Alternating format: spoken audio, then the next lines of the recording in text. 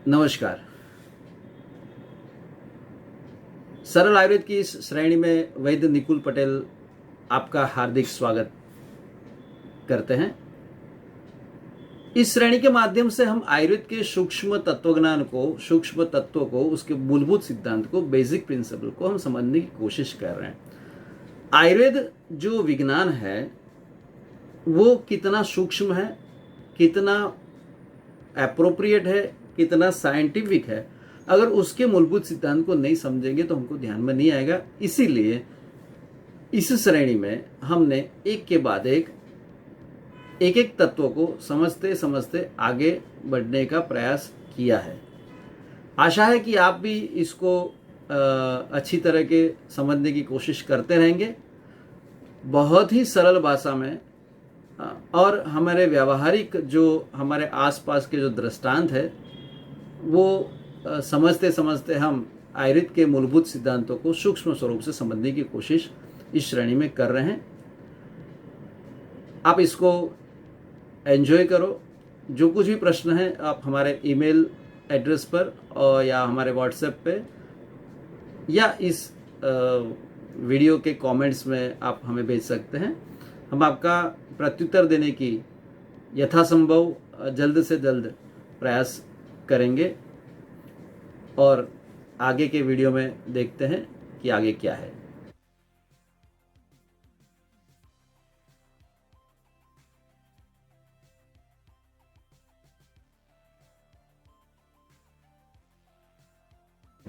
अब देखते हैं वायवी जो तत्व है उसका अपना गुण, धर्म और कर्म की बात हम कर रहे हैं। अभी देखेंगे गुणों की बात हमने की।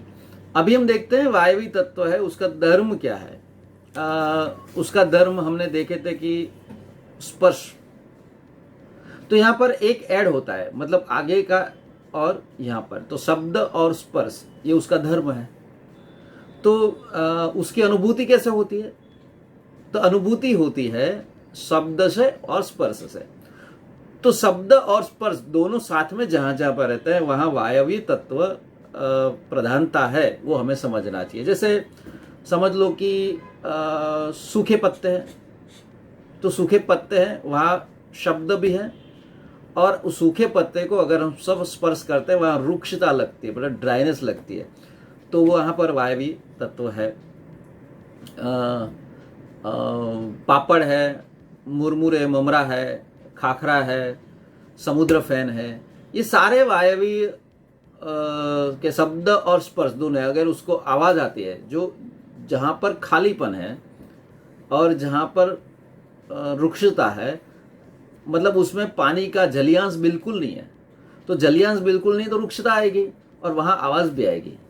अगर गीला कुछ है उसको आप छोड़ देंगे तो आवाज नहीं आएगी, लेकिन वही चीज अगर सूखी हो गई और उसको छोड़ दिया तो वो नीचे गिरेगा और आवाज भी करेगा। तो जहां जहां पर मतलब शब्द के साथ स्पर्श, तो शब्द तो था ही था आकाश महाभूत में, लेकिन यहां पर स्पर्श ऐड हुआ वायवी तत्व में। जैसे वायु का स्पर्श हम कर सकते हैं, तो वायु का स्पर्श हम कर सकते हैं, रुक्ष स्पर्श रहता है। अगर उसमें पानी जलियांश बढ़ गया तो ये जो ह्यूमिडिटी जब बढ़ जाती है तभी जो वायु का स्पर्श होगा वो हमें ड्राई नहीं लगेगा, वो चिपचिपा लगेगा। लेकिन सिर्फ वायु जो है तो वहां पर उसका स्पर्श हमें ड्राई लगेगा, रुक्ष लगेगा। जितने भी वायवी तत्व है वो आवाज करते हैं। पवन आता है तो आवाज के साथ आता है, पत्ते गिरते हैं तो आवाज के साथ गिरते हैं, पवन से पत्ते हिलते हैं, सूखे पत्ते, वायु है वहां पर तो आवाज आएगी। गीले पत्ते में आवाज नहीं आएगी, बाकी आएगी। तो जो जहां जहां पर वायु है, जैसे वायु प्रकृति को अगर हम देखेंगे, वायव्य तत्व है तो वायु प्रकृति है, तो वायु प्रकृति के जो लोग हैं उनकी जो स्किन है, त्वचा है, वो रुक्ष रहेगी, ड्राई रहेगी, तो रफनेस उसके स्पर्श में रहती है। तो कैसे हम पहचान सकते हैं कि ये वायु तत्व से जुड़े? तो एक तो उनको शब्द से और स्पर्श से, मतलब बहुत बोल बोल करते हैं, ज्यादा बड़बड़ाते हैं, बहुत बोलने की आदत, उसको बोलते हैं वायु प्रकृति वाला है, बोल बोल ज्यादा कर रहे हैं, और उसके जो लैंग्वेज हो वो रफ रहती है। तो जो रफ लैंग्वेज वाले है वायु प्रकृति के, ज्यादा बोल बोल करते हैं, बड़बड़ाते हैं, तो वायु प्रकृति के है। और जिनको छूने से ड्राई लगता है, रुक्ष है, उसकी स्किन रुक्ष है, तो वहां पर वायु प्रकृति जो है वो प्रभावित है। तो जो वायवीय तत्व है, वायवीय व्यक्ति है, उसमें रुक्षता है, ड्राइनेस से, तो उसको पहचाना जाता है स्पर्श से। तो ये शब्द के साथ जब स्पर्श जुड़ता है तो वो वायवीय तत्व रहता है। केवल अकेला शब्द रहता है तब तक वो आकाशीय तत्व रहता है। तो ये उसका धर्म है वायवीय तत्व का। ये तत्व के बारे में हम सोच रहे हैं, उसके गुण, धर्म और कर्म। अभी हम आएंगे कर्म के बारे में। तो गुण और धर्म को हमने देखा, अभी कर्म में देखेंगे तो उसके 5 मुख्य कर्म है। रुक्षता, दूसरा लाघवता, तीसरा विशदता, चौथा है विचार और 5वां है ग्लानि। ये 5 कर्म है। तो इसमें से रुक्षता, लघुता और विशदता, ये तीनों को तो हमने आकाशीय तत्व में देखा ही है, समझा ही है। तो यहाँ पर हम थोड़े कम समझेंगे तो चलेगा। तो यहाँ पर रौक्ष, मतलब उस रुक्षता उसका एक कर्म है। वायु गुण भूयिष्ठम रौक्षम, ऐसा सूत्र है, वायु गुण भूयिष्ठम रौक्षम। मतलब जो रुक्ष गुण है वहाँ पर वायु की अधिकता रहता है। मतलब ड्राई, जो जहाँ जहाँ पे हमें ड्राइनेस लाना है, ड्राई करना है, तो वहाँ पर वायु की प्रधानता वाले जो द्रव्य है उसका इस्तेमाल हमको करना चाहिए। इसीलिए जहाँ जहाँ रुक्षता है, मतलब जो लोग ड्राई, मतलब रुक्ष आहार का सेवन ज़्यादा करते हैं, मतलब उसके खुराक में कभी स्निग्धता नहीं है, तो जैसे अब देखो कि जो मजदूर वर्ग है उनके खाने में तेल, घी, दूध, मक्खन, कोई स्निग्ध द्रव्य नहीं होते। तो वहां पर क्या होता है कि आप उनको छुएंगे तो आपको लगेगा वो पूरे रुक्ष है, मतलब उनकी स्किन जो है वो ड्राई लगती है, हमको रफ लगती है। तो वहां पर वो रुक्षता है। और जो लोग अच्छे, मतलब इस प्रकार के स्निग्ध आहार ज़्यादा लेते हैं, उनकी रुक्ष स्किन में, उसकी त्वचा में हमें रुक्षता नहीं लगती है, सॉफ्टनेस लगती है। हाँ, हालांकि कभी अच्छे खान पान वाले लोगों को भी ड्राइनेस लगता है, उसका भी एक वजह है। आयुर्वेद में बताया कि द्रव्य जो हम लेते हैं वहाँ रुक्षता अगर रहती है तो वो वायु बढ़ाता है और हमारे त्वचा में रुक्षता पैदा करता है। लेकिन अभी हम क्या है, वेट कॉन्शियस हो गए, शेप और बॉडी स्लिमिंग, ये सब उसमें हमने वो घी, दूध, मक्खन वो सब बंद कर दिया। और हमने शुरू क्या किया, हम लेते क्या है, हम कोल्ड ड्रिंक लेते हैं, सॉफ्ट ड्रिंक लेते हैं। अभी समझ लो कि सॉफ्ट ड्रिंक लेते हैं और चाय कॉफ़ी लेते हैं, इस दोनों में फ़र्क क्या है? सॉफ्ट ड्रिंक में होता क्या है, वायु, सिर्फ वायु, तो रुक्ष ही रहेगा, ड्राई ही रहेगा। कभी आपने कोल्ड ड्रिंक में चिकनाहट लगी? नहीं लगेगी। तो वो वायु ही पैदा करेगा और वो हमारी त्वचा को रफ बनाएगी, रुक्ष बनाएगी, हमारे शरीर में रुक्षता पैदा करेगी। जहां जहां पर स्निग्धता नहीं है उस प्रकार के हर एक खुराक में रुक्षता पैदा करने का गुण है और वो कर्म है। जहां पर गीलापन ज्यादा है तो उस टाइम पे, मतलब जो हमारे जो कफ प्रकृति वाले या जलियांश जिसमें ज्यादा है, मेद ज्यादा है, वहां पर हमको ड्राइनेस बढ़ाना है, तो वो जो चिकनाहट है उसको कम करेगा। तो किसी के बॉडी में चिपचिपाहट ज्यादा है तो वहां पर यही इस्तेमाल कर। किसी के मुंह वो बोलते हैं कि मेरे मुंह में चिकनाहट, स्किन पे चिकनाहट बहुत ज़्यादा है, चिपचिपा रहते पूरे दिन, तो वहाँ पर फेस पैक लगाने को देते हैं। फिर ये चने के आटे से उसको धोने को बोलते हैं। ये सारी क्या है, तो वहाँ पर जो वहाँ पर वायु तत्व अगर बढ़ेगा तो वायु तत्व बढ़ने के साथ साथ उसकी जो स्निग्धता है वो कम होगी और उसका ग्लो बढ़ेगा। तो कहाँ पर क्या है, कितना हमको सेट करना है, ये वायु महाभूत को इस तरीके से हम समझना है, वायवीय तत्व को इस तरीके से समझना है। हवा, मतलब जो हम धूप में भी कपड़े सुखा दें और पवन में भी सुखाते हैं, हवा में भी। तो जो धूप में नहीं सूखे, सिर्फ हवा में सूखे, उसमें ड्राइनेस ज़्यादा लगेगी। तो ये भी एक उसका रुक्षता का ये हम देखेंगे तो कर्म है। वायवी तत्व वाले का कर्म भी रुक्षता है, उसका गुण भी रुक्षता है। वायवी तत्व का दूसरा जो कर्म है वो है लघुता। तो लघुता के बारे में बहुत सारी बातें हमने पिछले आकाश तत्व में और ये गुण के विषय में कर ली है। तो अभी इसमें आगे बढ़ते हैं विशदता के बारे में। तो विशदता में क्या है, तो क्षिति समीर गुण भूयिष्ठम वैशद्यम, क्षिति समीर गुण भूयिष्ठम वैशद्यम। उसके बारे में भी हमने भी सोचा। स्वच्छता करने वाला, स्वच्छ करने वाला, तो हमने वही रुई का दृष्टांत हमने देखा जो घाव को साफ करता है। फिर ये चने का आटा, वो भी विशुद्ध गुण करने वाला है। समुद्र फैन, वो भी विशुद्ध गुण। ये आकाशीय तत्व में हमने देखा है, तो आप सबको ये मालूम भी है और याद भी है, तो इसको मैं रिपीट नहीं कर रहा हूँ। चौथा जो गुण है, कर्म है, वो विचार है। अभी इसको हमको समझना है। जो वायु द्रव्य, वायु प्रकृति, वायव्य जो द्रव्य है, जैसे वो कैसे होते हैं, तो उसके स्वाद से हमको पहचानना है। तो वो स्वाद में तीखे, कटु गुण वाले, मतलब कटु स्वाद। कटु वो संस्कृत शब्द है, उसका सीधा अर्थ है तीखा। फिर है तूरापन जहां पर है, और कड़वा, मतलब कटु तिक्त कसाय, ऐसा बोलते हैं। कटु मतलब तीखा, कसाय मतलब तूरा, और तिक्त मतलब कड़वा।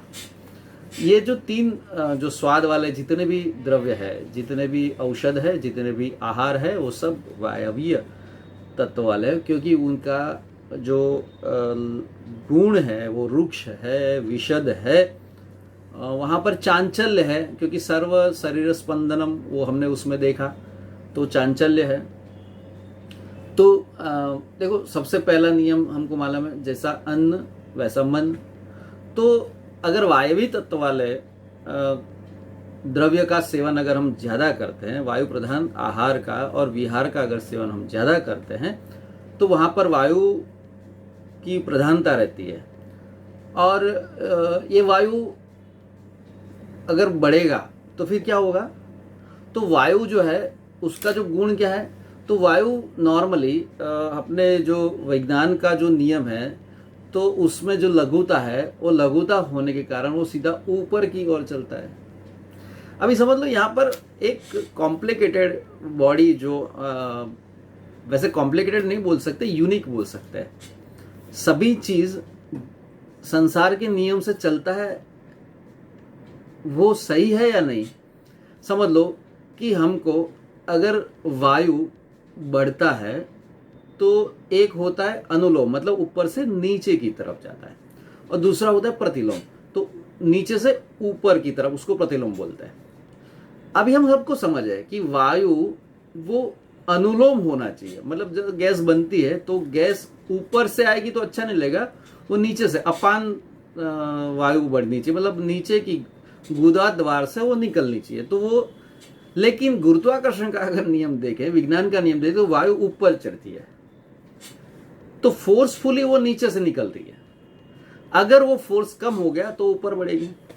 तो यहां पर जो प्रतिलोम होती है वायु, मतलब जो रोग कारक होती है, वो प्रतिलोम होती है। वो आगे, वो नीचे से नहीं निकलती, नीचे से निकलती, वो नेचुरल होती है, ऊपर से निकलती है, ऊपर आती है, डकारे होती है, तो प्रतिलोम होती है। प्रतिलोम वो नेचुरल नहीं है, वो रोग कारकता है, रोग अवस्था है।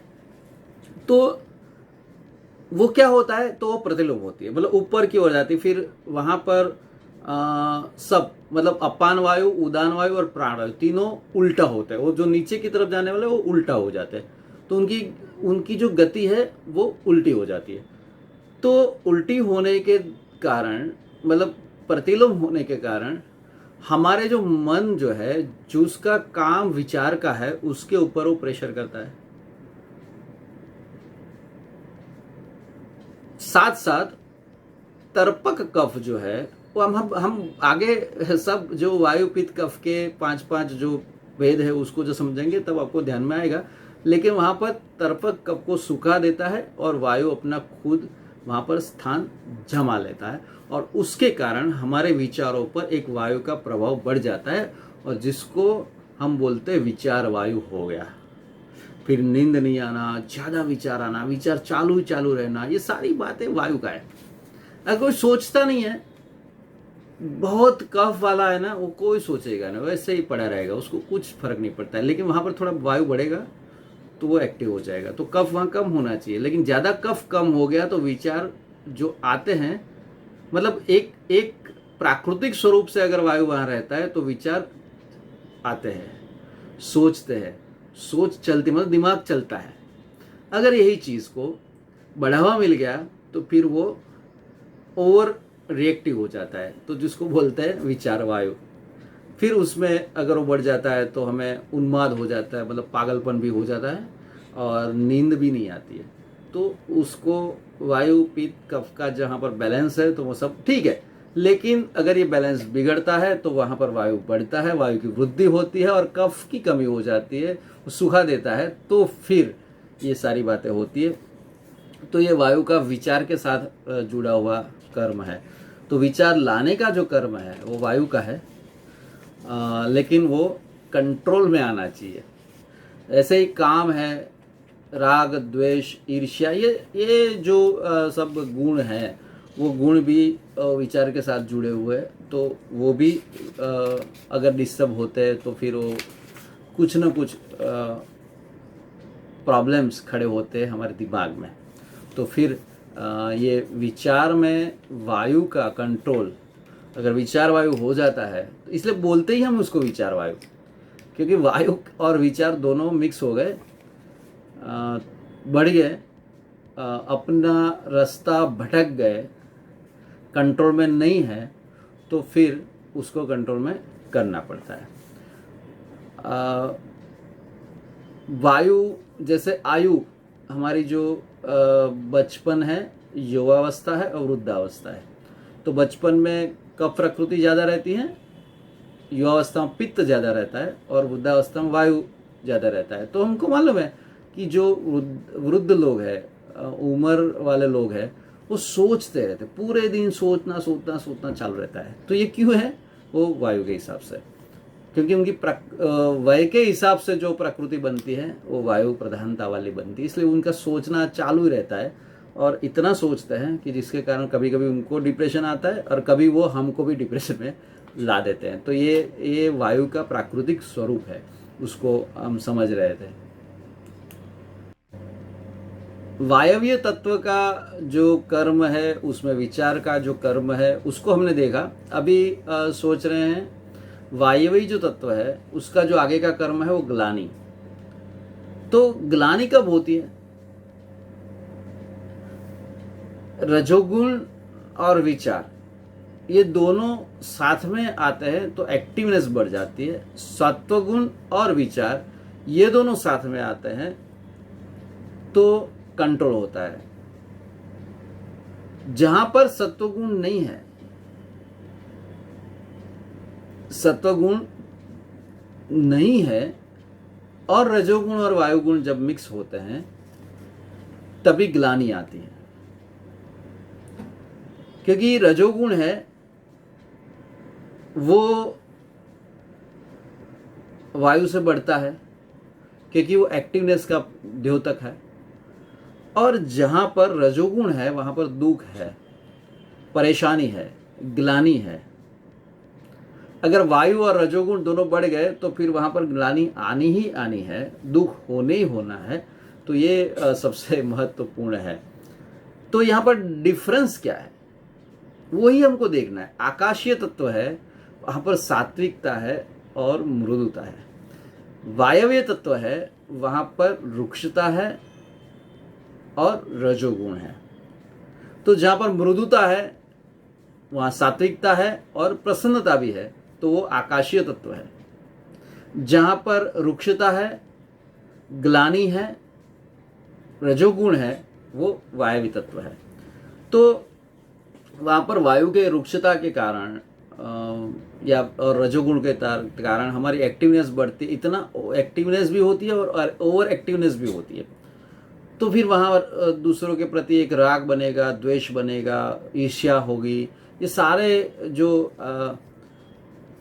दोष है वो साथ में आ ही जाते हैं। तो ये वायवी तत्व है। वायवी तत्व को वो भी सूक्ष्म है, ना दिखने वाला है, लेकिन उसका स्पर्श से महसूस कर सकते हैं, लघुता है। ये सारी बातों को अगर हम दिमाग में धीरे धीरे धीरे बिठाते रहेंगे तो हमको ध्यान में आएगा। आकाशीय तत्वों को हम समझे, वायवी तत्वों का गुण, कर्म और धर्म को यहाँ पर हमने समझ लिया है। फिर इसको अभी देख लेते हैं, समझ लेते हैं, रटने की कोशिश कर लेते हैं। फिर आगे के सेशन में आगे का तत्व का हम देखेंगे। धन्यवाद, नमस्कार।